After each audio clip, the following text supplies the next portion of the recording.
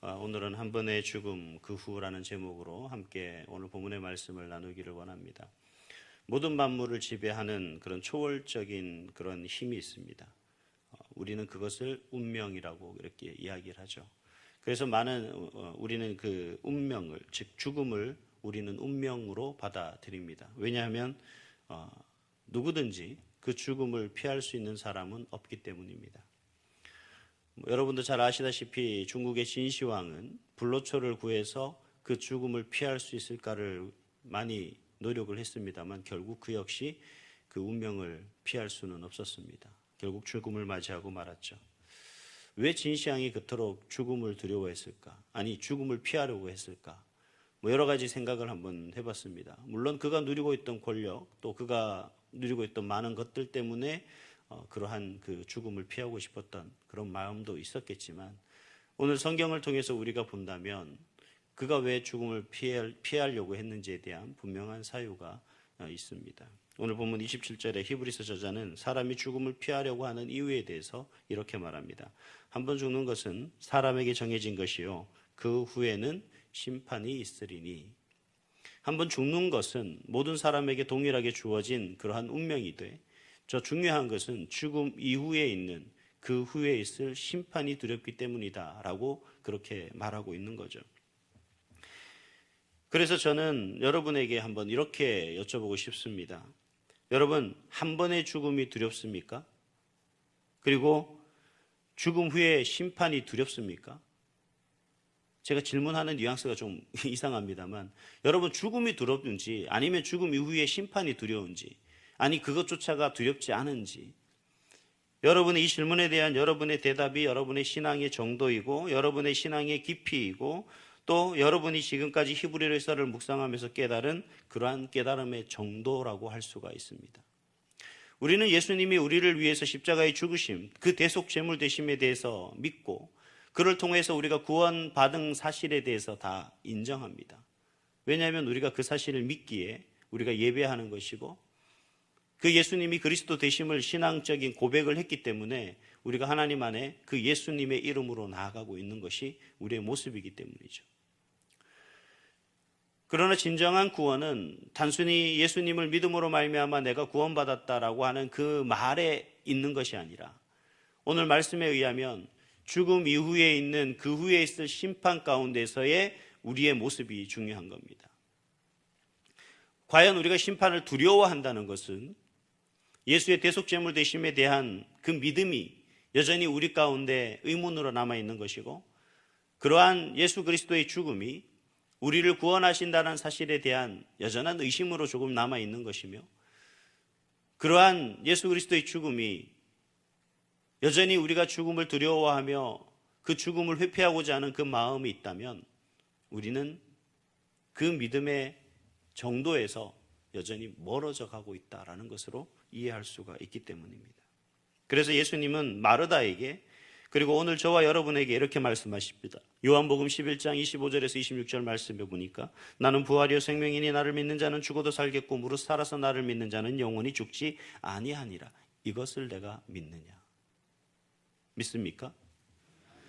이 질문에 여러분의 조금이라도 망설임 없이 믿음을 고백하고 확신을 갖고 대답한다면 누구라도 예외할 수 없이 피할 수 없는 죽음, 그리고 그 후에 있을 심판이 두려운 것이 아니라 죽음도, 그리고 그 후에 있을 심판도 우리에게 두려운 것이 아닌 하나님 나라로 들어가는, 하나님 나라를 향해 나아가는 열린 문의 축복인 줄 믿습니다. 예수 그리스도의 대속 죽음이 우리에게 어떤 의미가 있느냐?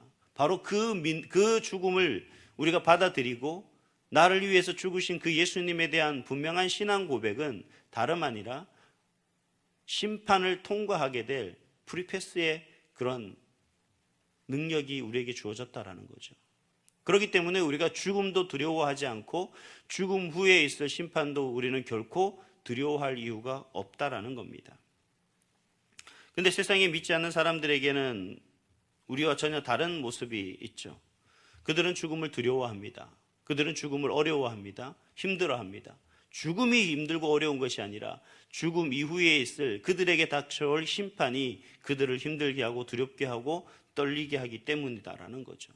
그래서 그들은, 믿지 않는 사람들은 죽음에 대해서 끌려가는 것으로 표현할 경우가 많습니다. 제가 신학생 때 호스피스 병동에 복음을 전하는 그런 봉사활동을 한 적이 있습니다. 복음을 전하기도 하고 이제 죽음에 가까워진 그런 분들에게 말동무를 하면서 가는 그런 말동무를 하는 그런 봉사였는데, 많은 분들이 죽음 앞에서는 다 숙연해지죠. 그러나 믿는 분과 믿지 않는 분들은 확연하게 차이가 납니다. 늦게나마 그 예수가 내 그리스도 되심을 믿고 이제 하나님 나라로 들어갈 수 있다는 사실을 고백하는 그런 분들에 대한 죽음은, 그들은 새로운 소망을 가지고 죽어가는 거죠. 죽음을 기다리는 겁니다. 예수를 믿기 전까지 그들에게 있어서 죽음은 어떤 것이었냐면 두려운 것이었습니다. 왜 두렵습니까? 지금까지 살아온 인생에 대한 심판이 두려웠던 거죠.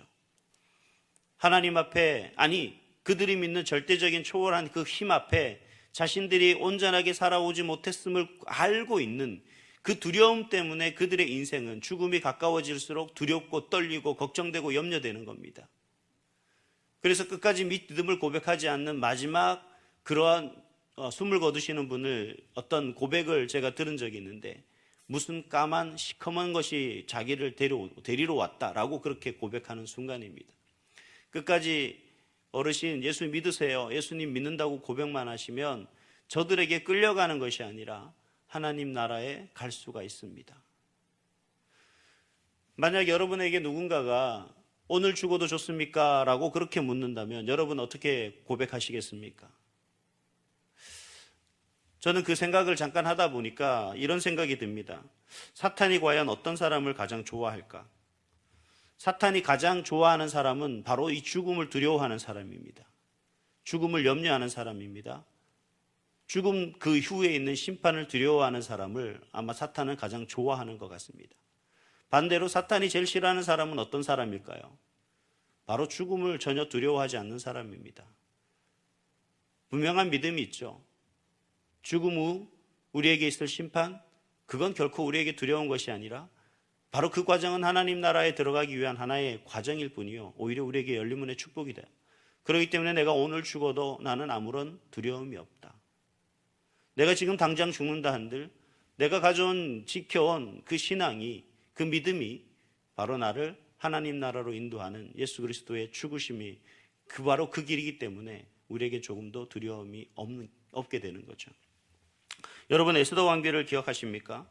죽으면 죽으리라는 믿음으로 아하수에로 왕에게 나아갔던 그녀를 기억하십니까? 그녀가 죽음을 두려워하지 않고 왕에게 나아가자 어떤 역사가 일어났습니까? 그녀는 물론이고 그녀의 친척도, 그리고 더 나아가서 유대 민족도 하나님께 구원받는 놀라운 역사가 있었습니다. 여러분, 예수 믿는 것이 결국 나로서 끝나는 것이 아니라 바로 온전한 믿음으로 우리가 나아갈 때, 또 그 믿음 가운데 죽으면 죽으리라는 그 믿음으로 우리가 굳건히 나아갈 때 단순히 나뿐만이 아니라 바로 우리의 가정과 우리의 가족과 그리고 우리의 주변의 많은 이웃들에게까지 바로 하나님의 구원의 역사가 이어지는 줄 믿습니다. 오늘 한 날 우리 앞에 있는 어떤 어려움, 염려, 근심, 걱정, 아니 여러분이 넘어야 될 많은 고비들, 여러분 그 앞에 결코 좌절하거나 낙심하지 마시기 바랍니다. 그것이 우리에게 두려운 것이 아니라 그것보다 더 강한 하나님의 놀라운 구원의 은혜가 우리 가운데 있음을 기억하시고, 그 은혜 가운데서도 오늘도 승리하여 여러분이 아닌 여러분뿐만 아닌 여러분의 자녀들까지도, 더 나아가 여러분 주변의 많은 이웃에게까지도 그 복된 구원의 복음을 전하고 증거하는 그런 증인된 삶을 살아가시기를 주님의 이름으로 축복합니다. 기도하겠습니다.